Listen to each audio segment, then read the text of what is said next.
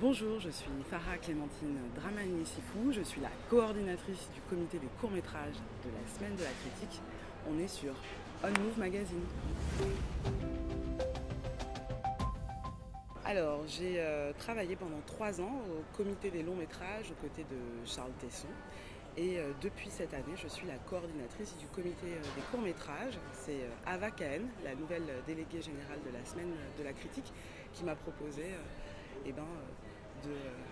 d'être à ce poste-là, ce que j'ai accepté avec une grande joie. Alors moi, je suis arrivée dans le secteur du cinéma il y a un petit peu plus d'une dizaine d'années avec un besoin urgent de voir d'autres images du continent africain et des populations afrodescendantes. C'est la raison pour laquelle j'ai créé en 2010 une association Africa Doc Bénin avec 2 camarades béninois et que nous avons mis sur pied un festival de cinéma documentaire qui avait la particularité de s'intéresser aux cinématographies documentaires d'Afrique et des diasporas africaines et de se dérouler entre Cotonou, Porto Novo et Paris, et on est même allé à Lomé, à Phnom Penh. Voilà. L'idée c'était vraiment de pouvoir montrer d'autres images du continent africain et de créer des espaces de rencontre entre les cinéastes et les publics. La Semaine de la Critique a été créée en 1962 avec l'envie en réalité de montrer d'autres propositions cinématographiques, des propositions qui n'avaient pas leur place en fait au sein de la compétition officielle. La particularité de la Semaine de la Critique, c'est que c'est une section donc parallèle, la plus ancienne du Festival de Cannes, et qu'elle défend des cinéastes émergents. C'est la raison pour laquelle sont présentés en compétition et en séance spéciale des premiers ou des deuxièmes longs métrages. Alors je voulais aussi ajouter que la Semaine de la Critique a la particularité en fait d'être chapeautée par le syndicat français de la critique.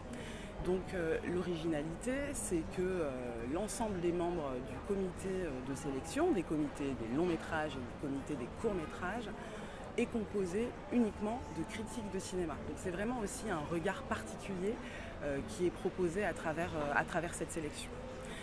Pour les courts-métrages, cette année, nous avons reçu 1700 films en provenance du monde entier et nous en avons sélectionné 10 qui ont été présentés en compétition et 3 en séance spéciale. Pour en revenir au cinéma du continent africain, ils ont toujours eu une place de choix, je dirais, au sein de la Semaine de la Critique. Des cinéastes comme Ousmane Sembène ou Idrissa Ouedraogo ont fait leur début ici, chez nous, à la Semaine de la Critique, et on en est extrêmement fiers. Après, ce que je vous expliquais aussi tout à l'heure, c'est que le processus de sélection de la Semaine de la Critique débute en général au mois de décembre et dure environ 4 mois et demi jusqu'au mois d'avril. On doit donc visionner l'ensemble des films que nous recevons.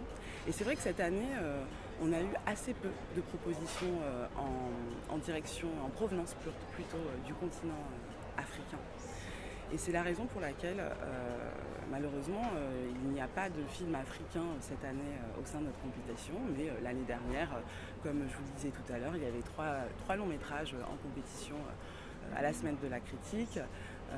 Il y avait le film Une histoire d'amour et de désir, La femme du fossoyeur, et il me manque le 3e que je vais retrouver d'ici quelques temps. J'ai l'impression que les choses bougent sur le continent depuis une dizaine, depuis même une vingtaine d'années, comme elles ont d'ailleurs toujours bougé. Mais c'est vrai que la mise à disposition de nouveaux outils, qui sont plus nouveaux que ça d'ailleurs, mais en tout cas des outils numériques, a accéléré la possibilité pour toute une génération de prendre la parole.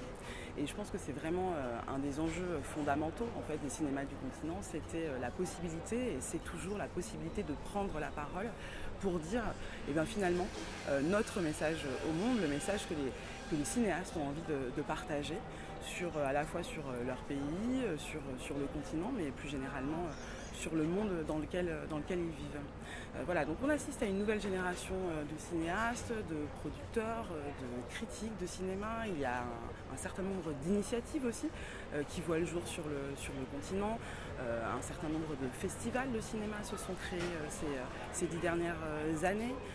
avec pour certains des thématiques particulières, droits des femmes, environnement, documentaire, ou alors des festivals beaucoup plus généralistes. Mais il y a également des structures comme le Centre Yenenga, dont je fais également partie, qui a été créé par le cinéaste franco-sénégalais Alain Gomis à Dakar, qui a, je dirais, cette force de à la fois proposer une formation au métier de la post-production et également d'accompagner des cinéastes dans leur processus de création et puis de partager, ce qui est fondamental, le cinéma avec le public, avec les habitants de Grand Dakar et de Dakar plus généralement.